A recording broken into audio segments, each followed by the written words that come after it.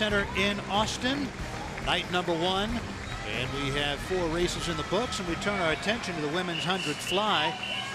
And the world record held by Sarah Sjöström. And that was set in the Rio Olympics, American record, set by Dana Vollmer, who announced today on social media that baby number 2 was due in July.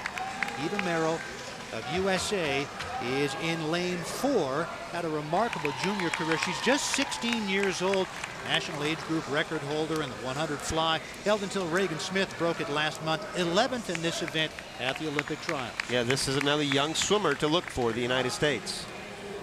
Krista Duffield of the USA in lane 1. Taylor Pike, likewise an American. In fact, 7 Americans in this. Merrill, Gibson, Size, Gaddy, and 14-year-old Lily Norman in lane 8. Sarah Gibson is in lane 5, 5th in this event at the trials last summer. Another great product of the Aggies, and Steve Boltman, another great American coach who has done so much for USA Swimming over the years. Gibson, unheralded, has had a nice career at A&M. Second last year at the NCAA championships in this event.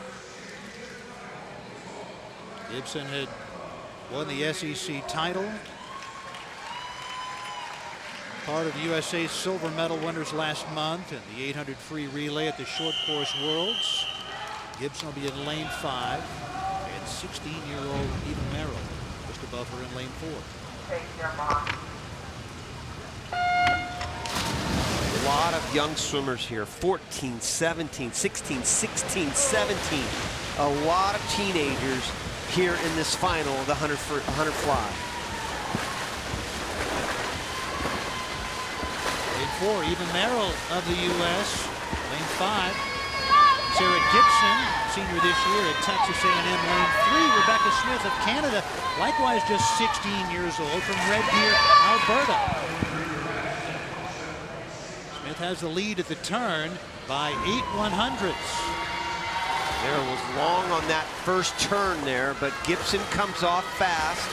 She actually has the best time overall of any swimmer here in this field. 58 flat is her lifetime best. Still kind of hanging on there. It's Sarah Gibson in lane 5. Up in lane 3, Rebecca Smith of Canada. And the reach for Gibson. And she touches the wall first, 59.24. And Rebecca Smith, it's a tie. 59.24 for Smith and Gibson. A little early for us to say great times and what it ranks in the world, but when you talk about a two-way tie, you don't see that for gold too much along the way. We saw it last summer in the 100 freestyle for women. We saw it back in 2000 in the 50 free for men. 84 100 freestyle women at the Olympic Games, but Sarah Gibson and Rebecca Smith, they tie to the, boy, I don't know how that's not right. That is not right. They've got, on our board, let's explain this, Rich. On our board that we're seeing, the scoreboard that you can't see, it says it's a tie, 59.24. But as you can see from that replay, there is no way that there's the scoreboard. You see that right there? That's what we see. So we have to report what we see, but that's why we kind of hesitated, and you clearly said that Gibson won the race. You called it right at the end, but then I'm thinking, how can that happen? But, you know, let's see, look at the replay. Again, there's Gibson. Here's the second place swimmer. Clearly Smith did not tie her. No matter how soft of a touch that Gibson had, clearly she won the race. Sarah Gibson, the winner, joins us down on the pool deck, and talk about this one. How'd it feel to get back out there, back to long course? Oh, I really enjoy long course swimming. You know, it's certainly a lot of fun, and it's always great to be here in Austin, so I'm just happy for the privilege.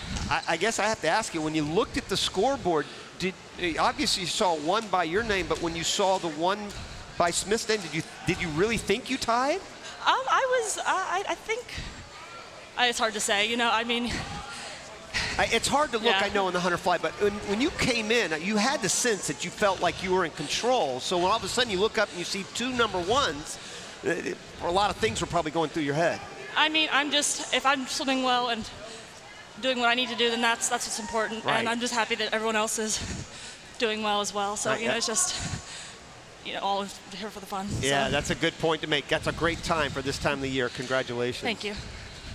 All right, thanks a lot, Sarah. Sarah Gibson, a senior this year at Texas A&M. Wasn't a question of any kind of long reach for Gibson. She clearly touched the wall ahead of Rebecca Smith of Canada, and they'll look to make the adjustment on that one. We've got the men's 100 fly coming up.